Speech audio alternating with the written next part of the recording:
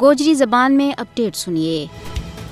بھارت کے زیر تسلط جموں کشمیر میں غاصب فوج نے لوکاں نہ ڈران اور دھمکان واسطے جعلی جھڑپاں، چھاپاں، محاصراں اور جامع تلاشی تے قتل و غارت گری کو سلسلو بدا دیتو ہے۔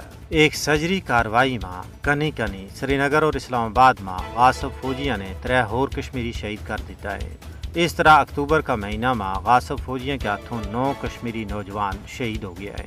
اگر 1989 تو ہون توڑی کا اعداد و شمار کو جائزہ لائے جائے تو 96,373 بے گناہ کشمیریاں نا شہید کر دیتو گیا ہوا ہے۔ غاصب بھارتی فوج اپنا زیر تسلط جموں کشمیر کے مختلف علاقوں میں بے گناہ لوکاں نا کاروبار کٹ کے شناختی پریڈ کے بہانے تشدد کو نشانوں بنا رہی ہے۔ عزت مآب مایا بیڑا کی حرج عزت کی جا رہی ہے۔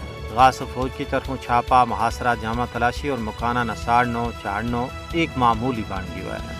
غاصب فوج ان محاصرہ کے دوران انسانی حقوق کی سنگین خلاف ورزی کر رہی ہے۔ اس ظلم و ستم کو مقصد کشمیریاں نہ ڈرا دھمکا کے اپنوں غلام بنانا ہے تاکہ وہ بھارتی غلامی کے خلاف صدائے حق بلند نہ کر سکیں یا سراسر کشمیریوں کی آزادی کی آواز نہ چپ کران واسطے غاصب بھارتی فوجیوں کی انتقامی پالیسی ہے۔ مودی حکومت کا یہ ظالمانہ اقدامات کشمیر میں پہلے تو خراب صورتحال نہ اور خراب کر رہے ہیں۔ بھارت کے زیر تسلط جموں کشمیر میں چھاپا، محاصرہ اور گرفتاری مودی حکومت کی مایوسی نہ ظاہر کر رہی ہے۔ دوجا پاس ہے کشمیر کا غیور آزادی پسند عوام تمام تر مشکلات کے باوجود آزادی کی جد و جہد نہ آگے بڑھان واسطے پرعزم ہے۔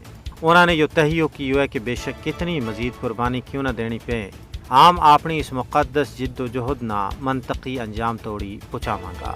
تجزیہ نگاراں کو کہنا ہے کہ بھارتی غاصب حکومت کشمیر میں ظلم و جبر کے ذریعے کسی بھی صورت میں کامیاب نہیں ہو سکتا ہے، کیونکہ تاریخ گواہ ہے کہ ظلم و ستم کے ذریعے آج تک دنیا میں کوئی تحریک بھی دبائی نہیں جا سکی۔